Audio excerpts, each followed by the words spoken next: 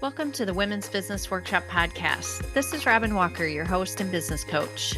I have a passion for helping entrepreneurs bridge the gap between being experts in their field and building a successful and rewarding business. Do you want to learn more about how to be a confident and intentional business owner and how to stay on task and on track? Join me in the Impact Business Circle Mastermind this quarter. It is the accountability and business coaching you have been missing. Go to womensbusinessworkshop.com/impact. I've had a handful of you reach out with questions about hiring in your business, specifically about whether you should hire an employee or a contractor and what tasks they could be doing. Today, I'm excited to have Jamie Van Cuyk on the podcast. Jamie spoke at my conference about hiring, and she was also a member of our Impact Mastermind group. So I know her very well, and I knew she would be the perfect person for this topic. So whether you're on your first or your fifth hire, listen in to learn more about hiring smarter as a business owner. Jamie Van Cuyk is our guest today, and she is the owner and lead consultant of Growing Your Team. She is an expert in hiring and onboarding teams within small businesses. Drawing from over 15 years of leadership experience, Jamie empowers women business owners and leaders to expand their unique businesses by teaching them to master the hiring process. By learning the dynamics of each company and their specific needs, Jamie provides bespoke hiring frameworks and comprehensive guidance that helps women entrepreneurs gain the confidence to hire like a pro. Hi, Jamie. Welcome to the podcast. Hi, Robin. Thank you so much for having me back. Yes, I'm excited to see you. It's been a few years since the last time you were on the podcast, and I've had some requests about hiring questions, so I knew you were the right person for the job. So tell us a little bit about what you do for people when it comes to hiring. Yeah, so I am the owner of Growing Your Team. I actually think last time I was on the podcast it was years ago. So before I rebranded, Growing Your Team, we help small business owners gain the confidence to hire like a pro. So we do a lot of hiring guidance and education so that way people really understand the hiring process. They understand who they should be adding to their team, how to delegate, what those positions should look like, and how to find the right person. We also do offer full service recruiting. So for the people that say, all right, I got it, I understand what to do, but I have reached a point where this shouldn't be on my plate anymore. Can you help us? And we'll help them, because yes, we are all about delegating, because we tend to hold, especially as women business owners, too much on our plates. So we like to empower people to delegate and get more off your plate. So that way you have time to focus on what you actually need to focus on within your business instead of trying to do it all. Sure. And I see a big difference between that first hire. That's a huge leap for small business owners when you've been a solopreneur and on your own. And then all of a sudden you're trying to decide what tasks you could delegate and you'd be willing to let go of control. But then I also see it on the other end. You have maybe a couple part-time contractors or employees, and then you're really looking to scale. So listeners, whether this is your first hire or you've been doing it for years, keep listening, because we're going to have a lot of good information for you on making a better hire, let's say. And I think that's such a great point that you bring up, because there's a lot of people that we'll talk to that are like, oh, I have a team, so I am good at this delegating thing. I got it down. And then we'll dive into things and realize, yes, they're good at being willing to delegate things, but are they delegating the right things? And are they holding too much responsibility on their own plate, that maybe they're delegating the execution level, but they're still holding on to all the management, all the strategy, all the everything that's those higher level positions. So if you think of a large corporate company, you have all these different layers of management, and they're each serving a purpose. They're each taking a level of responsibility off that CEO's plate. And in small businesses, it's like we're afraid to sometimes add those levels. Or most of the businesses I work with have anywhere from 1 to 10 employees. But I once worked with a 200-person organization where the CEO was still holding on to too much of that executive level responsibility herself. And with working together, we split her role into 3 full-time roles, full-time executive leadership roles, because she was like, oh, I got this. I have a 200-person team. I know how to delegate, but she wasn't willing at that point in time to delegate the strategic thinking, that high level thinking. And she was holding it all on her own. And it was really weighing her down. No wonder we are so tired. Right? We I mean, big or small business, when it's your own and it's your baby and this is, my business, this pays my bills, it's so hard to let go of those higher level tasks. Yes. It just feels like so much is on the line. But none of us want to be a bad boss. We've all been the employee at some point in our life, most entrepreneurs. And being a boss, being in charge is totally different. It is. It's very different. And I think that feeling of we're afraid to be a bad boss is the reality of, yes, we're going to make mistakes at times. We're going to say things to an employee that we're going to be like, oh my God, why did I say that? If you even think about being a parent, no one wants to be a bad parent. But yes, there are sometimes that we snap at our children. There's sometimes we reflect back and we're like, okay, I could have handled that differently and better. So the reality is, yes, we are going to screw up when we're a leader at times, when we're managing our teams at times. We're not looking to be perfect bosses. We're just looking to be able to kind of self-reflect and understand what we're doing that's impacting our team positively and negatively, and then being willing to focus on and change those behaviors that we might be negatively impacting our team so we can create a positive environment for everybody. Sure. A lot of our listeners are small business owners or solopreneurs. So they do have either zero employees, or I would say maybe up to 10, depending if they're a retail location or have some service providers underneath them. And a big question that does come up is, should I hire them as an employee or should I hire them as an independent contractor? And I feel like there's a lot of gray area. Let's just start with that. What's the difference between an independent contractor and an employee? Yes. So before we start, just one of the things I want to make perfectly clear is I am not a lawyer or anything like that, where, I can tell you exactly what to do. So everything that we share today is just information to guide you to either making the right decision for your business or guide you to understand that you need to talk to a professional who is highly knowledgeable in this area. So if you fall into the gray area, talk to a lawyer or someone that can really help you make the right decision for your business. But independent contractors and employees, just kind of at that basic level, they are both people that do work for your business, but they're different roles. And the easiest way to look at it is an employee is someone who works for your business. An independent contractor is another business, even if they're a business of one, they are another business that you are hiring to do work for your business.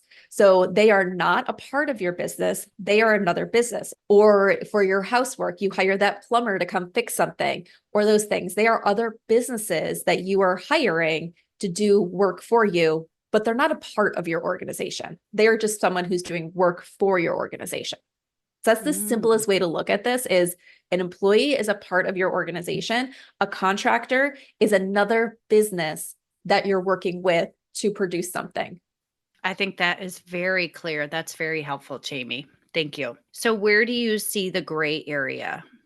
So the gray area is sometimes with those roles where you're like, well, I could hire an employee for this, or I could have an independent contractor. Do I need someone on my payroll? Or is this an area where it's okay to hire another business to perform these services or whatever it is for your business? And the reason why there's a lot of gray area there is there are a lot of roles or responsibilities within an organization that could go either way. There's some positions and the responsibilities and everything is where it's going to be very clear. If you're running a retail location and you need an employee that's going to be there from open to close or a set amount of hours, that person needs to be an employee. You are setting the expectation of when they need to be there. They need, they don't have a choice. It's either you do this and you have your job or you don't. There's no choice. You are setting the rules, you are setting the guidelines. You need someone physically there at that set time, whatever that schedule is that you're putting out.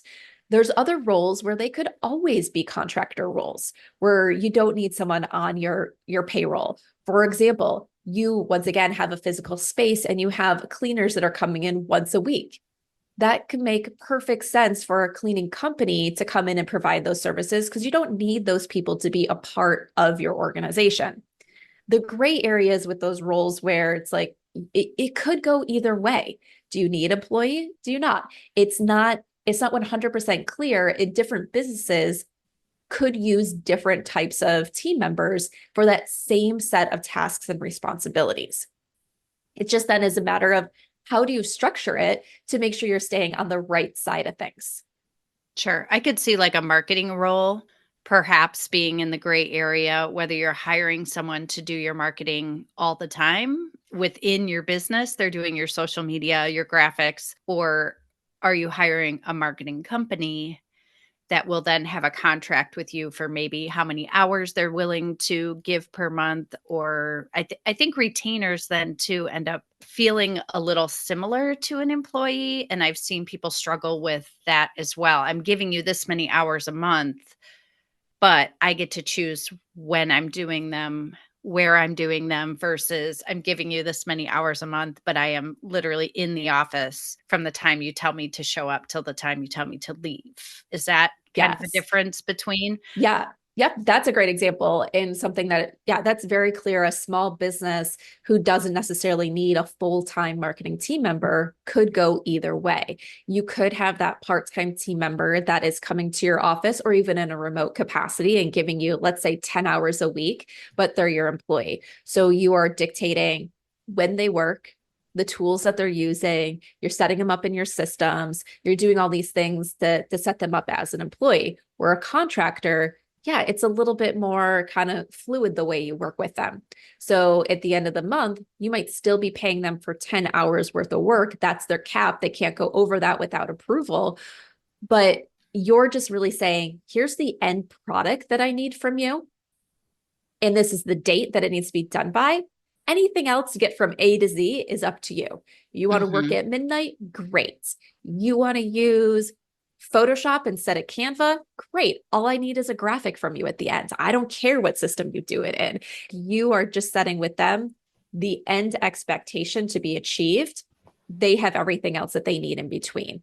So there's probably going to be a lot of things where it's like, you have that communication system with that contractor that it's like, here's what I'm giving you, here's what I need this month. They then produce the end product, and there's very little communication in between. With an employee, there's going to be that more. There's going to be that, like I said, that kind of that control. With a Mhm. contractor, the contractor's typically also always setting their pricing. It's like, okay, you want 10 hours from me? Here's my package for 10 hours. Here's what I charge for 10 hours. Whereas with an employee, you set the hourly rate, you set the salary. And yes, they can come and negotiate, but you Sure. have more control over that than with a contractor. And the contractor is invoicing you at the end of the month or however often for their services versus an employee is going through you're not sending them a check without some kind of invoice, I would assume. Right. Yeah. Yeah. Okay. So with that, that's like one of the things that does differentiate the two is with a contractor, they're supposed to be sending you an invoice. So with an employee, technically, if it's an hourly employee, you should have some sort of system set up to show that, hey, I actually worked 5 hours this week when I was supposed to work 5 hours a week, because you're supposed to track it, and mostly tracking it for overtime loss. So if they go over the 40 hours or whatever it is, because some states are a little different, that you're paying them for overtime when they hit that overtime. So you're still supposed to have some sort of tracking there. But with a contractor, yes, they're supposed to be sending you an invoice. It's supposed to be that I don't pay this contractor until an invoice is received. Where an employee, you're paying them on the cadence that you're paying all the employees. Do you want to learn more about how to be a confident and intentional business owner and how to stay on task and on track? Join me in the Impact Business Circle Mastermind this quarter. It is the accountability and business coaching you have been missing. Go to womensbusinessworkshop.com/impact. What are some roles that you see small business owners, maybe online or service providers, where do you see them using contractors that feels like a really good fit? So I think contractors for small businesses, sometimes the things that are really good fit are the marketing roles when they are just that basic execution role. And you can hire someone that you can send that list of what you need. They're going to deliver it back because they know what to do. They know how to do it. You're just saying, here's what I need. Here's the deadline. They got everything. A lot of those roles where I would say they're part-time roles that are not client facing. That is one of the things where I think, could some client facing roles be contractors? Yes. But I think a lot of times for a lot of businesses, client-facing roles should be employees. And we can go into that a little bit more, but that's one of the things that I think kind of is that thing where you most likely want that to be an employee. Anything that's on the back end that doesn't necessarily have to be done within business hours or every day. So for example, it could be your accounting and bookkeeping. For a lot of businesses, those are tasks that, okay, maybe we reconcile our transactions once a week. For some businesses, it's once a month. You don't need someone that's necessarily there during business hours to do it. It just needs to be done by a certain time.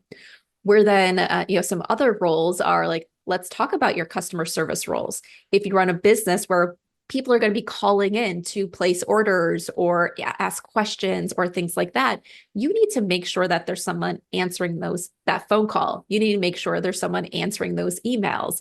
And if you're going to tell your customers that you're available, your team's available from 9 to 5, Monday through Friday, well, there needs to be someone available 9 to 5, Monday through Friday. So those are the things where it's like, as soon as you're setting that time restriction around it, this has to be done during those hours. That's when it's most likely an employee. So I think with a lot of small businesses, if you're going for part-time, it doesn't necessarily need to be done on a consistent daily basis. Almost any role can be a contractor role. It's that thing of it needs to be done every day. It needs to be done always within this time. There's no flexibility. You have to be available. And those full-time roles that really need to get pushed more to that employee side. You made the comment, Robin, about online businesses versus kind of that brick and mortar business. There's a lot of things, even if you're doing, obviously, brick and mortar, if you're running a retail store or things like that, where your customers are constantly coming in, that's a little different than if you're running, let's say, a service type business where you have an office, but you're really not seeing customers there at your office. You're going out in the field or you're handling everything remotely. But remote businesses lean a little bit more towards independent contractors because if you're running a remote business, you understand flexibility. You understand because you do it yourself that I don't need this done 9 to 5. I don't need someone physically next to me to do this. Where a lot of times, if you've always been running an in-person business, even if it's just you going to an office and maybe you have an admin or someone that's there with you, you're kind of used to and more comfortable with having people physically there in the office. So it's a lot of those things. It's just that mindset of remote businesses. We're okay with that flexibility that contractors require because we're used to that ourselves. We like to create our businesses around that ourselves, where the brick and mortar, they tend to just naturally have a little bit more of that structure that they like. Sure. I do have a lot of listeners in this certain category, and you had mentioned client facing. So I'd love to touch on the brick and mortar space that is still a service provider. And it could be a hair salon or a counseling office or maybe massage therapy.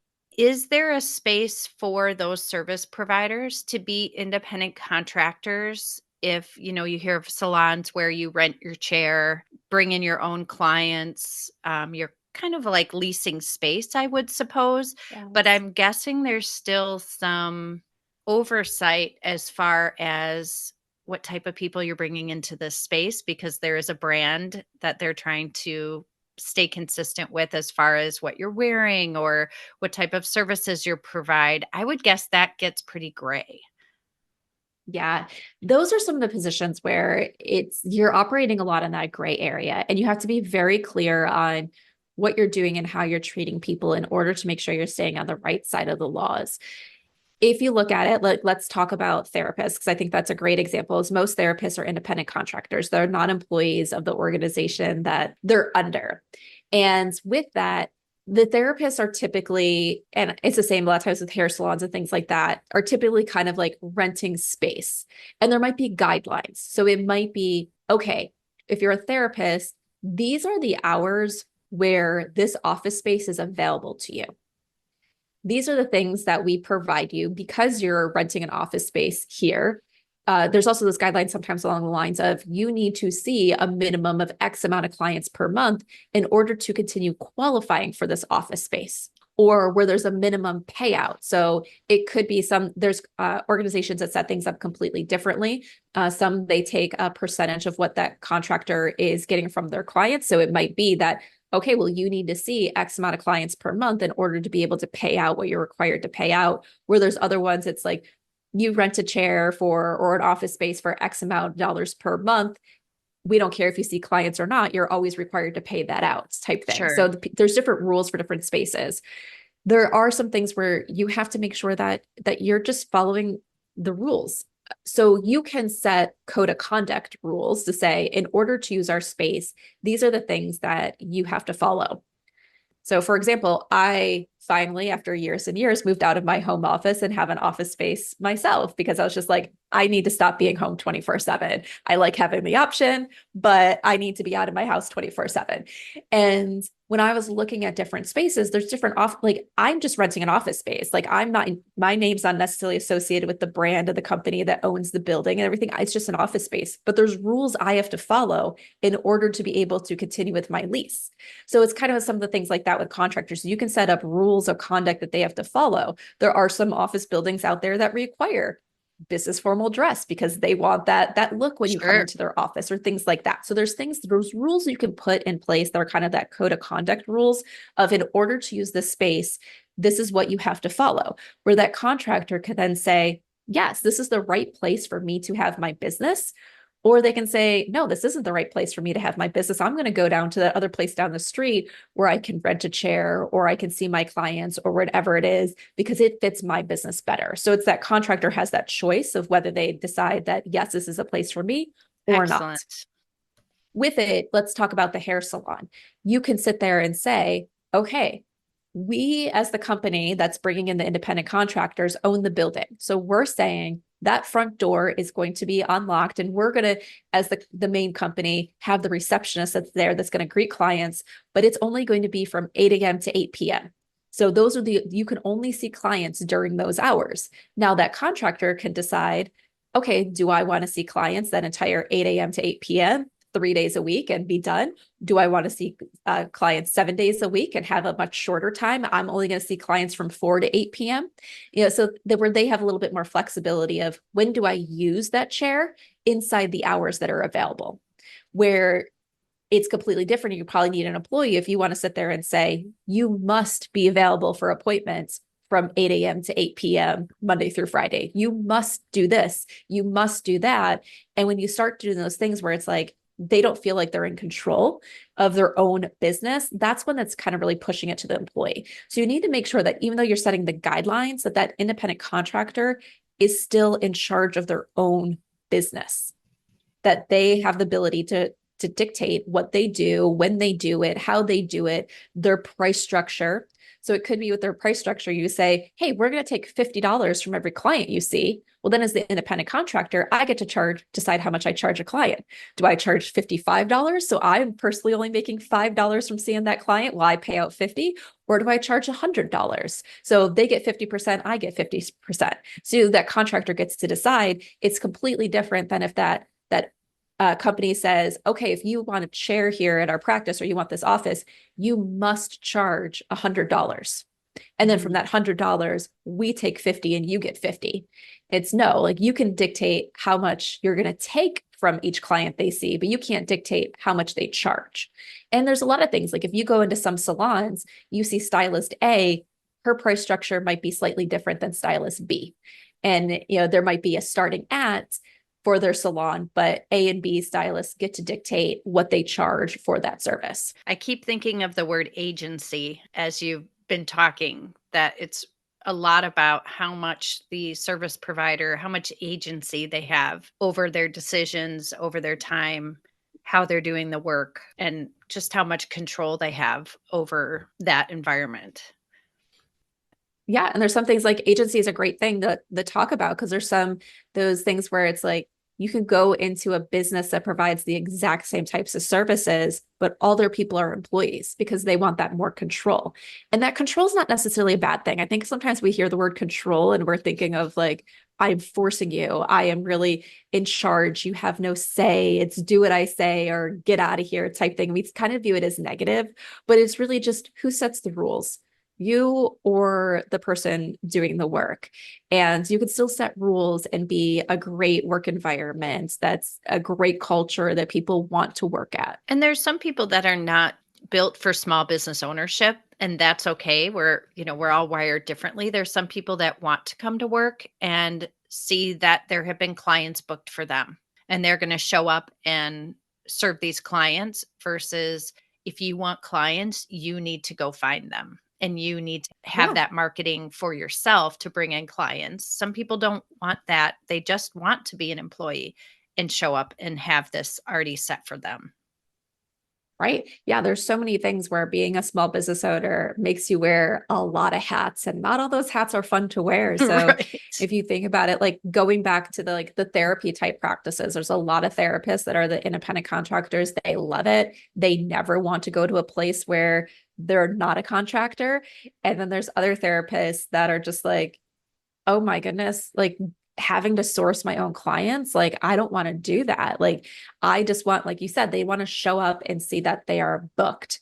They don't want to be in charge with that. They don't want to deal with the back end bookkeeping. They don't want to deal with all those extra hats of running a business. They just want to do the work that they're good at. Right. So this brings up the logistics that I think some business owners would need to hire you for because it's something they're not equipped with. Because if you've been an employee your whole life, you've been on the other end. But this is the upfront expectations, contracts, all of the things that are put out before you hire someone so that you are both on the same page. Because if you've never hired someone before, or maybe just you haven't hired them in this role, or maybe you've had contractors and you're realizing now, oops, I think they're actually employees. I think I need to switch things around. But either way, just that front end setup of expectations. You can't really have an employee handbook if they're a contractor. So, talk a little about managing expectations for both parties if it is an independent contractor. Yeah. So if it's an independent contractor, as you said, like you can't have an employee handbook because they're not an employee. You can set those guidelines up. That's just kind of like your facility guidelines and everything. So that way they're aware of what they can use, what can't they use, what are they responsible in terms of their own equipment. Are they massage therapists? Are they responsible for bringing in their own lotion, or is the lotions you're providing? And that's part of the fees that they pay out go towards paying for that. So there's different things you can just set up those guidelines. So there's clear expectations of what do they have use of in that facility and what does that use look like. So that way there's no question of you used my shampoo, now you owe me money, and they're like, wait, but I thought that was included in my rent fee and everything, and whatever that is, my payout, my commission payout, and that type of stuff. So you can set up those guidelines. Like I said, the employee handbook with a lot of those other things. We don't call it an employee handbook, call it kind of facility guidelines. And have that in writing. Yes, yes, in writing. If it's not in writing, no one cares. Right. And no one will remember. At the end of the day. And even in So, writing, half the people won't read it, but at least you've done your due diligence that they can access it. yes. And it's one of those things, I think you bring up a great point, Robin, is people won't read it. They might skim through it or they won't necessarily remember it. So this is what I tell everybody, even if it's an employee, if it's important, you have to have a conversation around it. So those written documents are great for reference. They're great for, kind of reiterating what you're sharing. But there should be some sort of conversation where you're saying, here are the most important points for this entire document that you need to be aware of. So that way it's kind of reiterating, this is important. I need to know this. I need to be aware of it and everything. Because yeah, you're right. If it's a 20-page guidelines document, no one's going to read it. If it's a 5-page document, there's still a lot of people that are not going to read it. But a lot of that, you need it thoroughly written out to protect yourself legally. Yes, have that conversation around it and use that document for, this is what we talked about. Now you see it in writing, you're going to sign off on it and all those things. That's one thing. It's like, have those guidelines. The other thing is, with a contractor, you should always have a contract. The contract, I always say, initially, there should be a contract that is coming from that contractor. Once again, they are a business. Businesses should have their operating agreements of how they work with their clients, how they get paid. So it doesn't mean that you can't create a contract as well that you share with all the contractors you're bringing in, especially if you are a place like a therapist office or a hair salon or things like that, where it kind of is that you're renting out that space, but you want to have some protection on your side as well. One contract should technically protect both sides, but I think it's very important that both sides put their terms out there. You'll want to review through, if you do both put a contract out, review through them together to make sure that they're not conflicting in any ways. But I always think an independent contractor should have their own contract, especially if we're talking about a contractor like a marketing team member, a bookkeeper, your CFO, your fractional CFOs, things like that, where they're working with multiple clients. If they're working with multiple clients, once again, even if they're a business of one, they're truly an independent business that should be set up correctly to work with multiple clients and all that stuff. So if they don't have any sort of contract, you kind of then have to start wondering, well, what else do they not have in place that would make them a good, solid business that you can trust your business with? So they should have a contractor. I think it does get a little bit kind of more on that gray area flexibility if it is that hairstylist or that massage therapist, but there always should be a contract. So if they don't have one, I would say it's always good to request one, but you can have one as well to set up some more of those terms and everything to protect you on your side, especially if it's someone coming into your place. You want to make sure that you're protecting yourself. Sure. So you can have both of you submitting a contract and both signing each other's contracts as long as they don't negate each other in some way. Yes. Okay. Yep. Yep. Or in some of the ways that I've done in the past with some of my services that I've white labeled and worked with other consulting firms with, and they're hiring me as a contractor to support that. We've created a contract together. I submitted mine, they submitted theirs, we reviewed them. We had a lawyer put the terms and everything together. So it was one contract that satisfied Sure. both sides. Now if you work with a lawyer, they might advise for or against that, but it's okay to have one contract that covers both sides, and it's okay to have two contracts, one for each side. And what about time limits for initial contracts? So let's say you are a therapist office and you're bringing in a new therapist that will be an independent contractor. They'll have their own space that maybe they're sharing with another contractor. So they just have it for the mornings, let's say. And especially in a field like that, you really want the right person that has the same vibe or morals or ethics as the rest of your team. What time limit are you putting on that contract so that if it's not a great fit and they didn't technically do anything against your contract, let's say, but the vibe is just totally off? What's too short? What's too long? I'm sure it depends on the company and all of that, but any thoughts on that? Yeah. So what I think is super important is not necessarily putting a time limit, but having a good termination clause. What terminates the contract? And so one of the things that, because sometimes the reason why like you put time limits around it. And so for example, I know I had a contract once with someone and it was a year-long contract. Well, then it got to the point of, oh my gosh, we have to go through this process again of renewing a contract and like all these things. And so then we just finally updated it as this contract stands in place until one of us terminates this contract. And especially because we weren't doing work with each other consistently, it was as needed work. And then I was remembering like, oh, is our contract still good? Is it not? And it was just more of like using that language in there that when can you increase pay? If you're saying, okay, I am going to pay you X amount for your work, or you have to pay me X amount for your commission. When can pay be increased?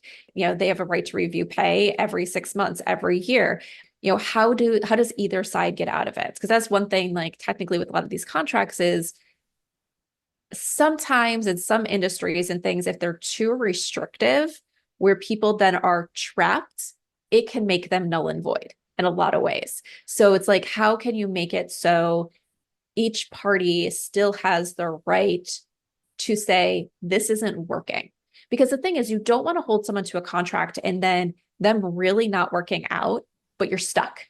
You're stuck because this contract says, I'm going to keep them on for 3 months before I make a decision. They feel that they're stuck because they can't break the contract and go work someplace else, but you're really not a good fit. So I think you really need to look at, unless it's a time-based thing. So let's talk about some of our marketing roles. there are things when you hire like a marketing strategy type company where they're going to say you're signing on for a 3-month contract or a 6-month contract. And part of the reason for that is they know possibly that first month is going to be a kind of a little like, we're testing things out. We still have to figure out what works. You work. So it takes some time for really everything to be implemented, to see the results, to make the changes and everything. So you're signing on for a time period, but you're also signing on really for the work that they're going to do within that time period. So there's kind of that thing there. But if it's a contractor, you're just going to be always working at or working with, it's more that termination clause. When can someone step out? When or how much notice do they have to give? If it's something that's kind of paid up front, when are refunds due? Things like that is like, what is that language in there that says, how can we properly terminate this contract on either side when it's determined that this is not a fit? Sure. Do you help people with something like that? I don't help with writing contracts. That is something I definitely think a Sure. lawyer should But you review. could help with the general upfront ideas of what kind of things are you looking for expectations and that type of Yes. thing. Yes. Yep. Yeah. So we help set the expectations. We help determine high level, as long as it's not in that gray area. What do you need to do to make this an employee position? What do you need to do to stay on the side of for it to be a contractor? And I said, setting those expectations. So what does this person actually have to do in order for you to be satisfied with them in the role? And how do you find the right person? So a lot of people think hiring a contractor is a lot easier than hiring an employee. And all I will say is it's not necessarily easier, it's just different.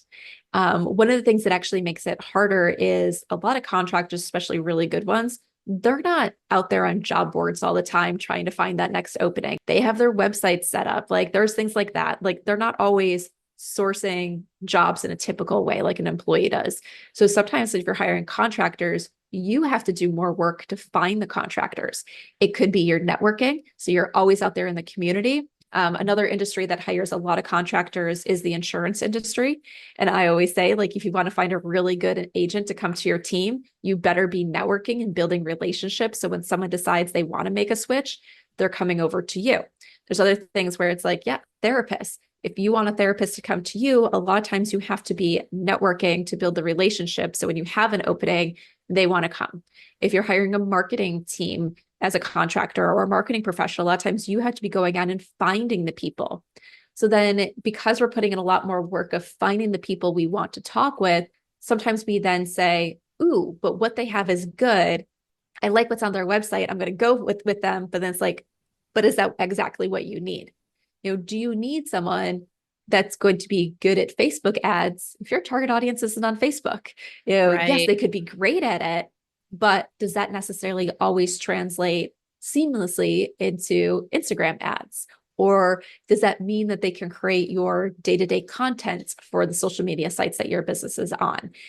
You also have to remember a lot of contractors, well, technically all contractors, they're the business owners and everything, which means they also do sales, which means they also want to book that next client because that is something that they need to do to keep their business going.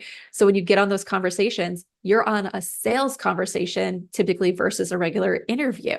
So how do you, as the person who's going to do the hiring, navigate that sales conversation to understand if this person is the right fit for you? What questions do you have for them?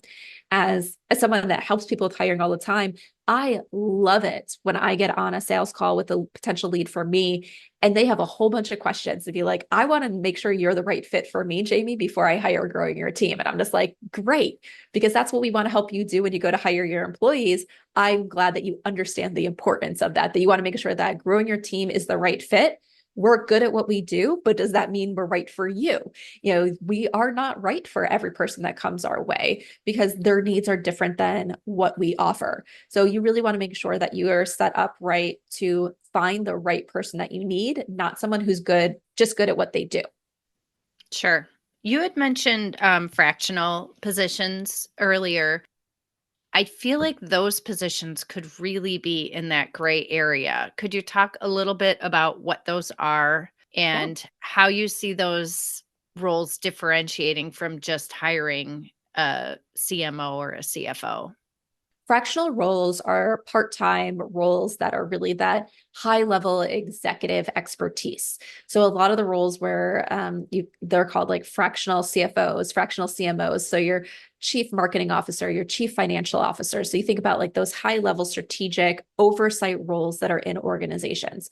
As a small business, you might need that expertise, but you don't need someone full-time.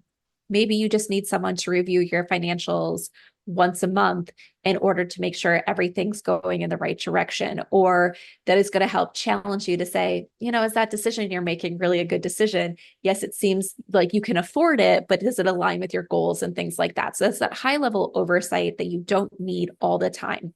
For marketing, or fractional CMOs and everything, like they're providing that maybe high level strategy overview. Okay, if you want to achieve this goal, this is what you need to do. This is what your marketing plan needs to look like each month. Okay, you have the team that can execute that marketing plan. They're going to execute it. I'm going to circle back with you guys next month and we're going to review together how everything did. Do we need to make adjustments to our plans and things like that? So it's like you have the people that can do the day-to-day work. You just need someone with that oversight, that high level strategy, that thought process. Those are taking that accountability and responsibility off of your plate because either you don't have time or it's not your expertise. The beauty about the fractional roles is you get that high level expertise without having to pay a full-time salary. So it might be someone that you just have 10 hours a month, 20 hours a month, but then they're working with other clients for additional 10 hours or 20 hours a month. So they might be working a full-time time period between all their clients, but they're only doing some of that work with you. So you get a fraction of their time, and then that's a fraction of the price compared to having someone full-time on your staff at that high level knowledge. Because I know as small businesses, that's always one of the fears that I have to help people see through is they're like, but I need this high level expertise, but I don't have the ability for full-time pay. How can I get someone who's extremely knowledgeable at a part-time rate?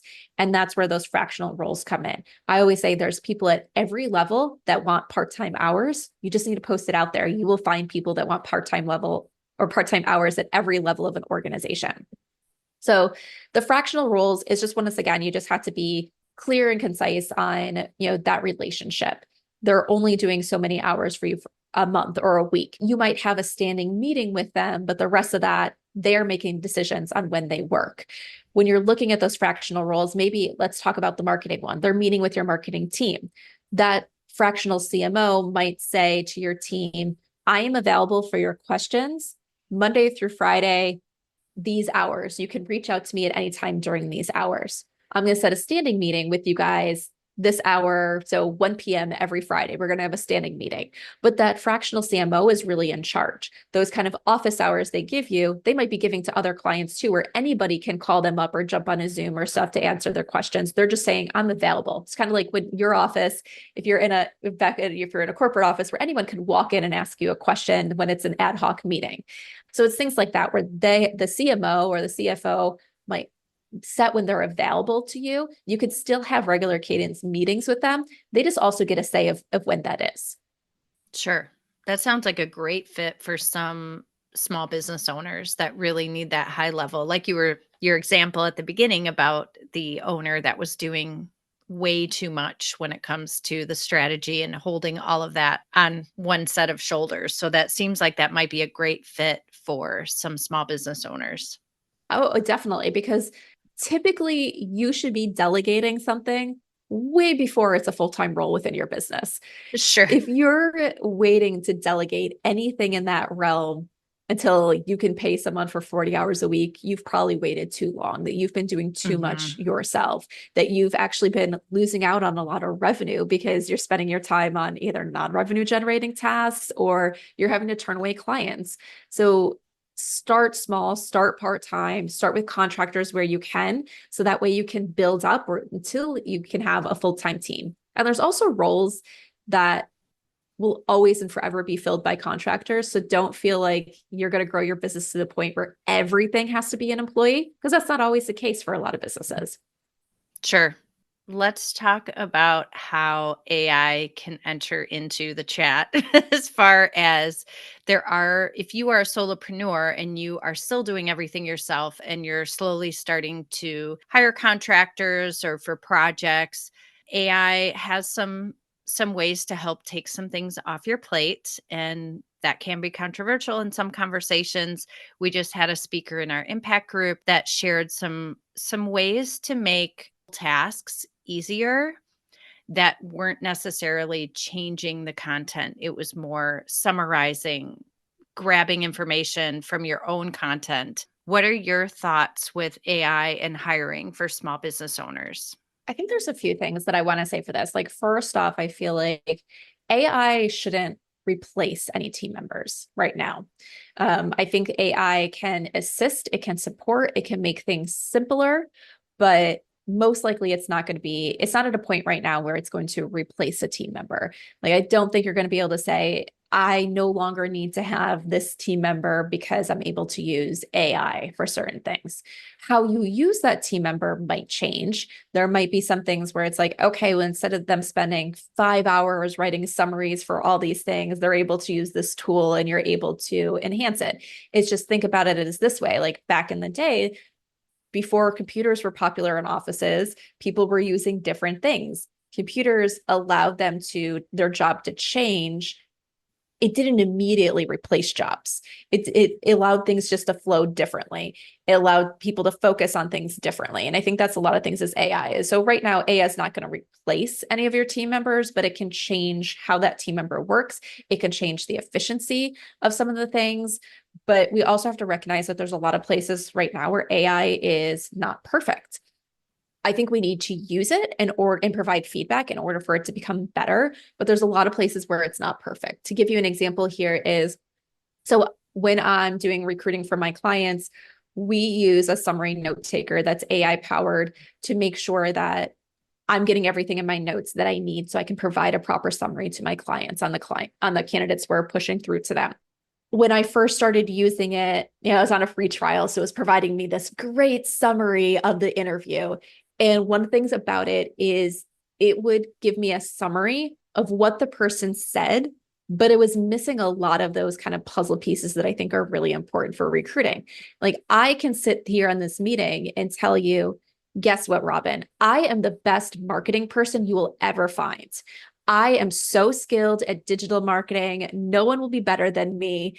Guess what? At the end of the day, I know how to do some marketing things because I've been having to do it for my own business, but I am not a skilled marketing person. But because I said I was in that summary, the AI summary is going to say, Jamie's an amazing marketing person. She's the best you're going to find. But what did I say to prove that? I just said those Sure. words. So AI takes what's there, but it kind of misses all that other things that support things that build that context. In recruiting, okay, you tell me you're great at marketing, but now I need you to actually provide me some examples of things that you've done throughout this interview to support that. Oh, you tell me you're team focused, but do any of your answers throughout this interview actually prove that you're team focused? So things like that. So AI can provide a summary of what was said. They can't provide a summary of the actual context of what wasn't said. Let's read between the lines here. Let's connect what they said here to what they said 20 minutes later. So I think there's space for it. There's ways to use it. We just need to understand that it's not perfect yet. So find a ways where you say, okay, this is going to benefit me. I can get this little perk, whether it is pulling out snippets from your content. For my podcast, sometimes I use AI to help me figure out, what should I title this? I'm not typically always going with exactly what they spit out, but at least it helps me get thinking, because that's not my area of expertise, is coming up with titles for my podcast. I'm horrible at it, but it helps me get on the right track. It helps me start thinking the right way.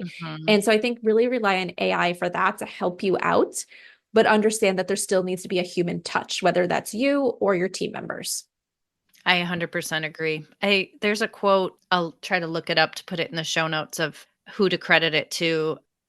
You won't lose your job to AI, but you might lose it to someone who knows how to use AI. Yes, I think that's good.